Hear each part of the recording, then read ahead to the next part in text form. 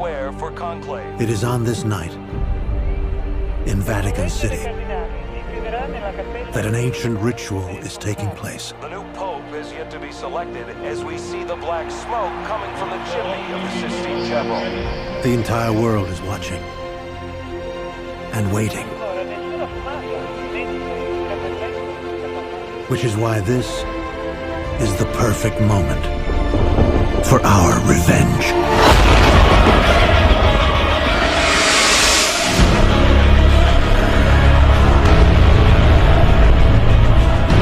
It's Illuminati.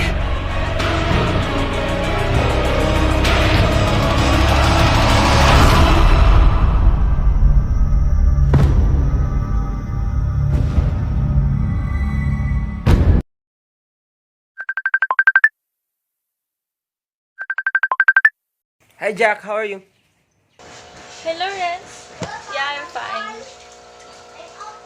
Yeah, the typhoon now is very dangerous and we need to stay safe. And not to mention, there's still a pandemic spreading in our community right now.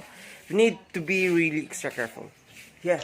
Yeah, you're right. But despite in this situation, education is still going on.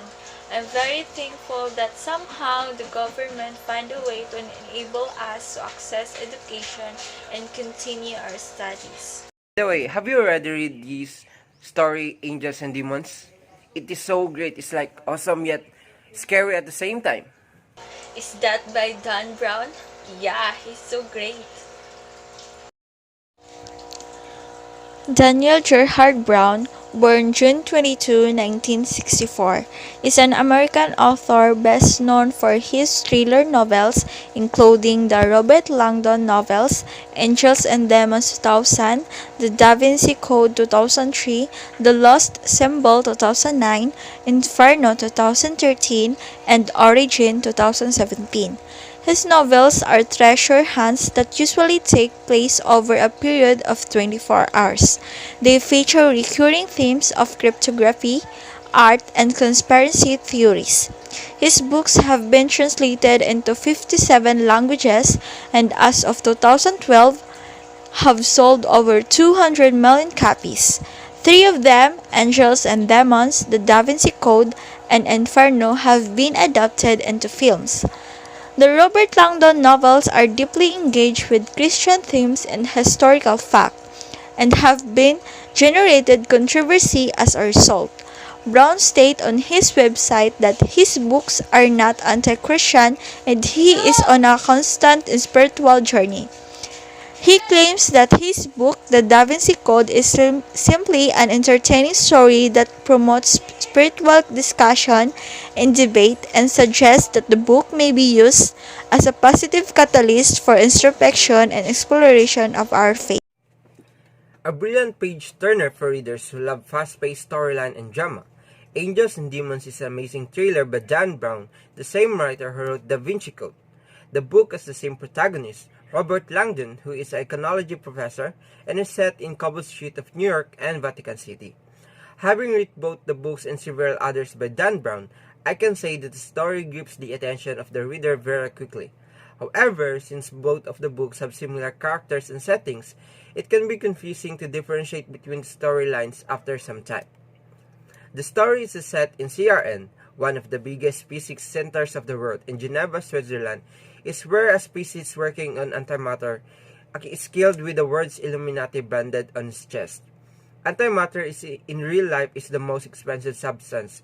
It costs $62.5 trillion to make 1 gram of it, and it must be preserved in case where it cannot touch any matter or the process of annihilation would create an explosion higher in strength than any atomic bomb. Robert Langdon, an archaeology professor who is also well known for his studies on Illuminati, is called on a mission to find the murderer. He is accompanied by the physicist Dator, with whom he eventually falls in love. An antimatter bomb with the antimatter stolen from the lab of the physicist is found in Vatican building, where the cardinals from all around the world are gathering for the papal election. In enclave, however, the 4 pro-offered cardinals or the preferati have been kidnapped. Robert and his companion go through the streets of the Vatican and Rome to stop the killer from murdering the preferati. The antimatter bomb is a timer which set off the bomb, which gives additional suspense to the story. Addition of that, angels and demons has almost nothing to do with angels and demons, except for some angel statues cryptically pointing out the next clue.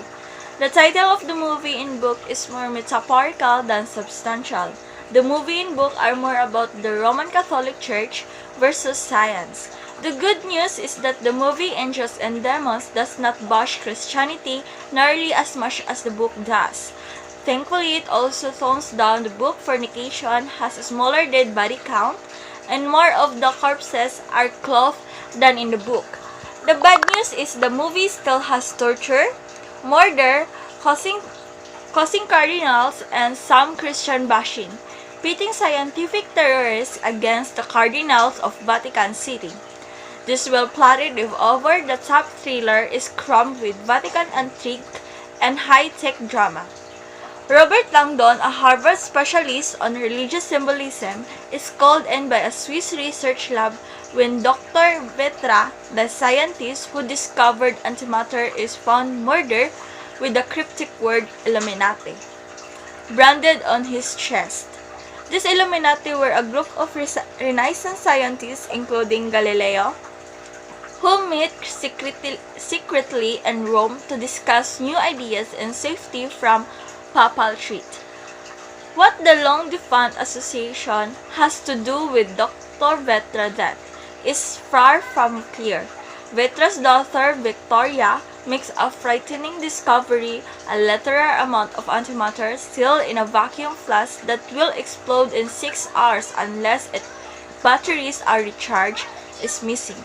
Almost immediately, the Swiss guard discovered that the flask is hidden within Vatican City, where the conclave to elect a new pope has just begun.